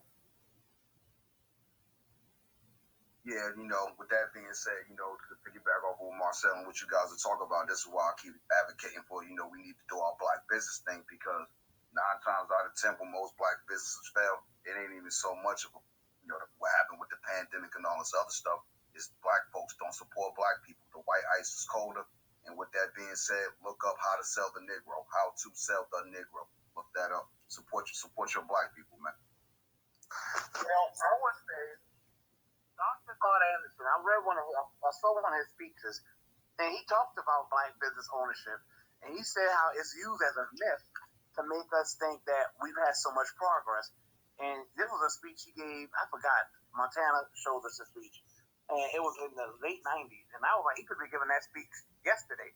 He was like, most black businesses only employ one person. And he was like, and with that one person, he's like, a lot of black businesses, even the most successful, you gather all the most successful black businesses, and they are still poor than the least successful white business of the top 100 gross earners. So I feel, we do need more black businesses. Why do my Black Wall Street initiative? But the problem with us, like with that broke black man type ideology, was get to Newstoter's point. If we focus on, we always need to try to do the best we can to provide for ourselves, and we always have. That's why when people mention, well, can't we do more than one thing? We've always have. When have we not? But a lot of us put 100% of our energy into building up an economic base, and we neglect building up our political base. Whereas other groups realize, build up that political base, you're going to get a solid, unshakable economic base. Well, Marcel, let me just say this point right here. Let me also give a shout out to DJ and Cynthia for your contribution on Cash App. Let me just say this part here, Marcel. Now, back in the 60s, when we had the Black Power movement, we had the civil rights and everything, how would you rate our actual participation? And I know in certain places in the South, you couldn't vote. But how would you rate our participation? Because it seemed like we were pretty engaged in the political in the political scene at that time. How would you rate it? Because we were definitely trying to get political and whatnot. So has it drastically changed? We had something that we haven't gotten again. That was the media was covering it. Don Martin Luther King Jr. They were strategic. They went to places where they knew that the anti-blackness was high, which is everywhere, but really high and violent. And that violence attracted the media. We have to go in front of the cameras. A lot of us tell us, "Oh, I ain't doing nothing for clout." Hell with that. I always say, where the cameras go, we go. I would not have been able to get y'all's attention if I did things and just never said it. I went and made sure someone was recording me and shared it with y'all. That's how you draw attention to the movement. More of us need to have direct action, and we need to have the attitude where the cameras go, we go. Because the media is not covering us until we give them a story. And sometimes even when we do give them a story, they still won't cover us. But we got to make it to where they can't ignore us. And that happens when all of us are having an attitude where the cameras go, we go. And we go there with our message of reparations. So right now, my great-grandmother said they make it seem like everyone was so on cold and involved. And my grandmother told me that was not the case. I think Sonny was up there and wanted to speak. That's why I was going to say we should try to get down. But I saw Sonny up here, but he didn't. He never put his hand up, so I didn't know if he wanted to speak or not. And he may have disconnected or whatever. I'm not sure. If he comes back, I'll definitely let him speak. If anybody that wants to speak up here, also go ahead and raise your hand. We're not gonna keep Marcel long tonight. I know last night was a pretty long Twitter space for me because I normally don't do the 4-hour spaces, but that was long. So, but anybody that wants to get a chance to come up here and speak tonight and whatnot. Let's like I say, go ahead and support this brother. We definitely need people like that. And Marcel, let me ask you something. In terms of potential grassroots candidates, do you see more of them coming down the pipeline? Have you been conversing with anybody that you see possibly that almost you can have a grassroots type coalition with young black politicians who have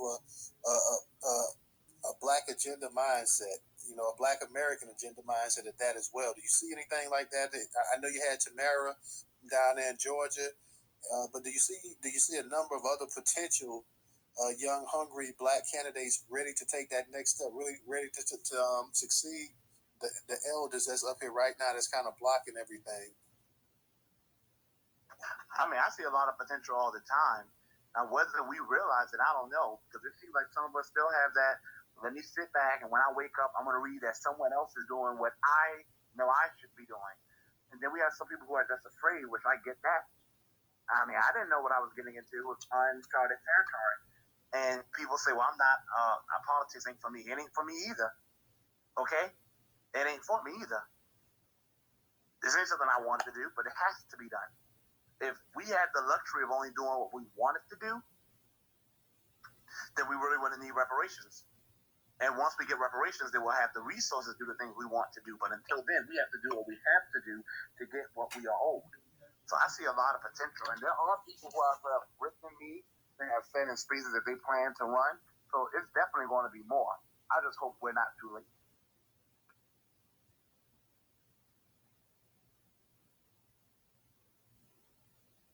DJ, you got your hand up, so go ahead and unmute your mic. Nah, we're not too late, Marcel. We know we're just getting started, big bro. So you already know how that go. And, you know, Rome wasn't built in a day, I guess, as they say, and these things take time. Because as a business owner, I've been at this for 30 years doing physical media. So within the last 12 years, I've even been able to be just self-employed on my own. It was the pandemic that put me under, but I'm still holding on. See what I'm saying? But our people don't support each other. So you could have somebody that's in a firing now position, but in reality, he's technically broke compared to somebody else from Viacom or ABC or Walt Disney Media.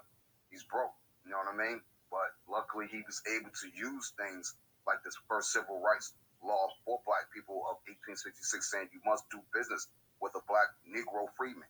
So he was able to use that law to sue Comcast and Charter, which is now Spectrum. Sued them both for Comcast and Charter, which is now Spectrum. Yeah, that's correct. And which he sued them for $10 billion apiece. You know, Spectrum now, I guess you could call them, which used to be Charter again. You know, they paid that bread up and changed their name from Charter to Spectrum. Comcast took it to the appeals court. They didn't want to pay the bread. You know, the brother had to get yelled down back to an affiliate court. I forgot the name of it.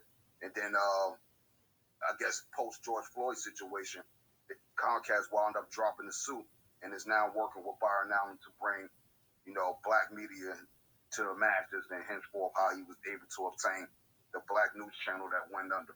So when you think about those things, you know, sometimes the law could be on your side, but sometimes it's not. But either way, you know, it's all up to us here in the chat, you know, to support each other. That's just really what it boils down to. So like Marcel said, if you ain't got no bread to donate, cool. Come donate that time. Come donate, you know what I mean? Sharing this space out and, you know, sharing it with your old head. Hey, look, listen to this right here, grandma, grandpa. That's all you really got to do. Just put the word out. That, you know, the funding is going to come on its own with people supporting it. And remember, you know, we got this particular thing where we think the white ice is colder again. I done seen that as a black business owner my whole life, where I'm selling the same mixtape that the A-Rap got, but our peoples are going to A-Rap store, pay 10 times as much, and get a real bootleg. You know what I'm saying? That don't even work in this shit.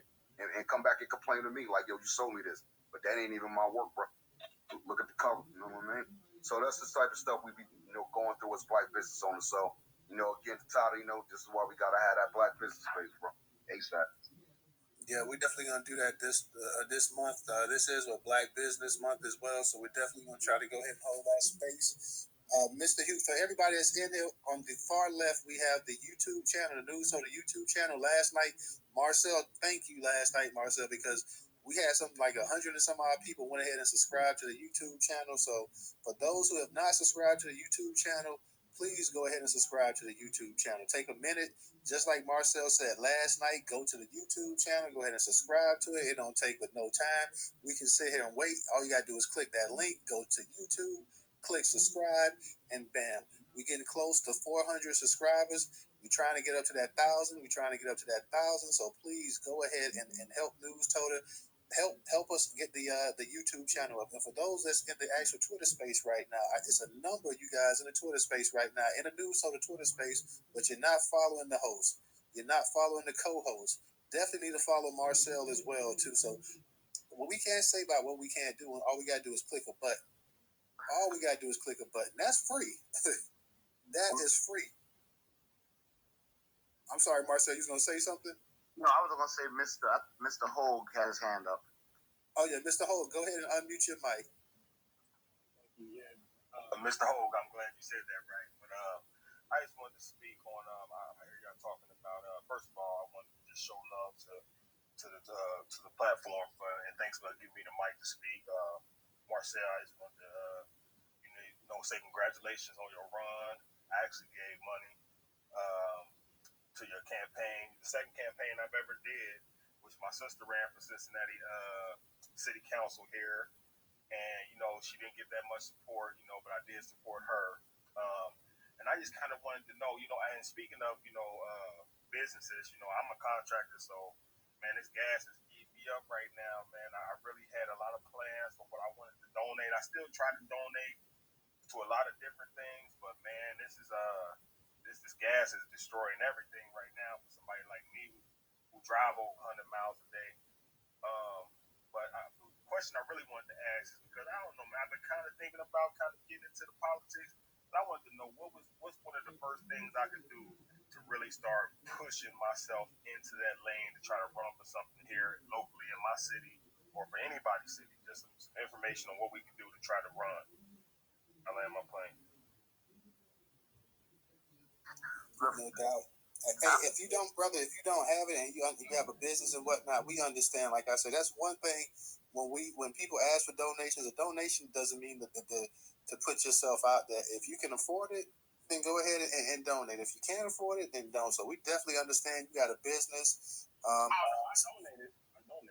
Oh, okay. So yeah. I just wanted to donate more. Even when Marcel just saw that he put up the donation for 2024 campaign. I'm just trying to make a mental pact with myself to at least donate over $2,000 to that from now to 2024. I'm just trying to set a number so I can put that in the budget and I can actually say that I actually provided something for this to work, man, because we got to get serious about this. And I know I'm serious. I'm new to these Twitter spaces. I don't really know all the lingo that everybody talking, so I really be here listening and learning before I open my mouth and say something stupid. So I'm just trying to get all the knowledge I can because even if I don't run, I may know somebody from my other cousins, my sister again, somebody may want to run, and I know somebody who ran right now for Congress with Marcel, so I want to get all the knowledge I can from him on what he did first, second, third, and we can try to build some more candidates like Marcel. No doubt.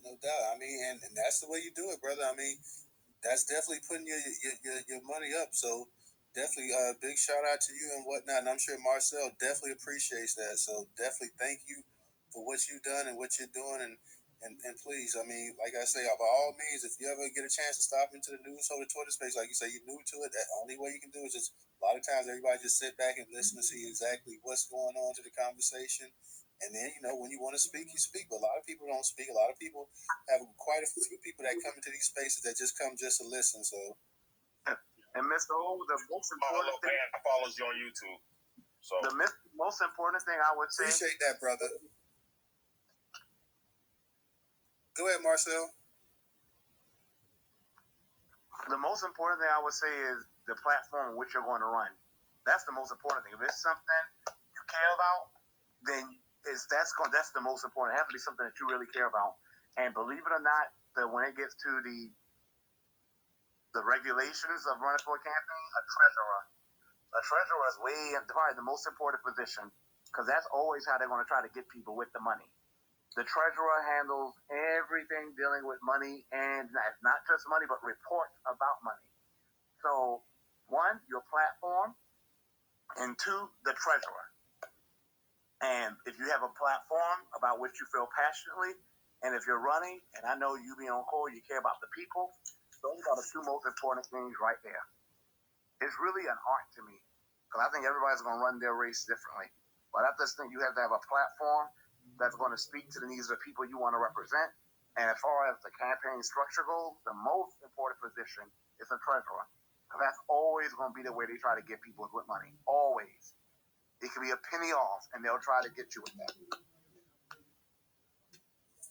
And yeah, Marcel, I remember. I'm sorry. And I'm gonna go ahead and drop the feedback and keep on listening, man. I appreciate what y'all doing. No problem. Thank you for coming in. It was nice. Hey, Marcel, I'm gonna say this right here. Hey, just real quick, Mr. Hoagie, before you go, just get this app called Upside. If you're a trucker, somebody who uses gas a lot, seems to be the new thing. It's called make sure yeah, Upside. That's the name of it. Look for it in your app store. Upside. It's supposed to be the latest thing as far as getting cheap gas and all that other stuff. So if you're a trucker, go do your thing like that, bro. Yeah, I definitely check it out. I'm really just a contractor, but I make a lot of trips to Home Depot. I spend a couple $100 a day at Home Depot. So okay. So look, check this out. Not to take over the conversation or switch the subject, but I used to work for Home Depot. So since you're a contractor, you obviously have a business, an EIN number, a tax ID, right? Yes, sir. Right. So, get your business contract right with Home Depot and get everything delivered. Why are you even going to the store? The only place you need to go is to the job site. Have Home Depot bring we get everything delivered. But see, I work, say like Max Home is one of my contracts. They deliver everything, but they don't know when I take out the vanity, I'm gonna have to replace the plumbing. They don't know all that stuff, so some of that stuff. Right. Yeah, sometimes you gotta make it run. Right. Sometimes you gotta make it run. But even with that being said, I've seen Home Depot do small order runs for contracts. So you just gotta look into it. Hey, real quick. I think we done lost Marcel. He must have had some connection issues or whatever. Yeah, so I think we lost Marcel. Yeah, he had a connection. But no, that's all I wanted to say, bro. Go ahead, though. No sweat. If anybody wants to say anything else, let us know. Marcel, we must have had some connection issues because I saw his phone flickering or whatever. So anybody has anything they would like to say? If that's not the case, then we're going to go ahead and we're going to close this space out. This was another good space. I appreciate the brother Marcel coming in here. He hit me with a little info today about this right here. So we spoke a little bit. So definitely was glad to have a conversation with him and have everybody come out. If you're not following Newstoter, make sure you're following Newstoter on Twitter, Facebook, Instagram, and YouTube. That is Twitter, Instagram, Facebook, and YouTube. We are the largest curator of Black news today in America, the largest news aggregator today in America. So I appreciate everybody who came to the space tonight. DJ, you want to say something before I go ahead and shut it down? Just to speak on Marcel's behalf, I did more for him than I ever did for any candidate in New Jersey. So, I'll leave it at that. So I feel like he definitely won. And I think Clyburn cheated. Real talk. He's out in reparations. So. No doubt. And I want to thank everybody who came up into the spot tonight. Thank you for making this Twitter space a good space. I appreciate everybody. I appreciate all usuals in there. What's up, Enough? What's up, KD? What's up, Black Majority? Leon, Lisa, to everybody that's in it, Booby, of course, DJ, the co-host, Banana. It's just so many of y'all that always come and show support. So definitely, and we definitely will return that favor. We definitely will be coming to your spaces as well, showing y'all love and support too, because we appreciate everything that you're doing. Make sure y'all check out Black Majority State on Saturday at 8:30 p.m. Black Majority State, 8:30 p.m. Make sure you keep up with Katie and Secure the Tribe. My girl Enough, she has a Twitter space tomorrow, I believe. So y'all make sure y'all check her out. I'll be up in the space tomorrow. So definitely show her some love as well. Booby and the rest of Secure the Tribe and any of our Freedmen brothers in here, FBA brothers. Go ahead and show everybody that you can some respect and some love in here, because they definitely do that to Newstoter. And I definitely appreciate everything, every tweet, every like that you guys do. Any contributions you do, anytime you guys go to the website, I definitely appreciate that. I try to let you guys know. And if I don't, I want to let you know right now that I appreciate everything and all the hard work that you guys do and all the support and love that you show. So definitely thank you for helping us curate this news. Thank you for supporting it, for that you guys do and all the support and love that you show. So definitely thank you for helping us curate this news. Thank you for supporting it. And if we're not here, we're probably back Monday, but if not Monday, we may do a quick space on Sunday just to say what's up. But once again, we will be dropping in your spaces. May just be up there listening, just chilling or whatever. So may get up there and speak. It just depends. But thank you guys again. I appreciate you. God bless y'all, and y'all have a good night.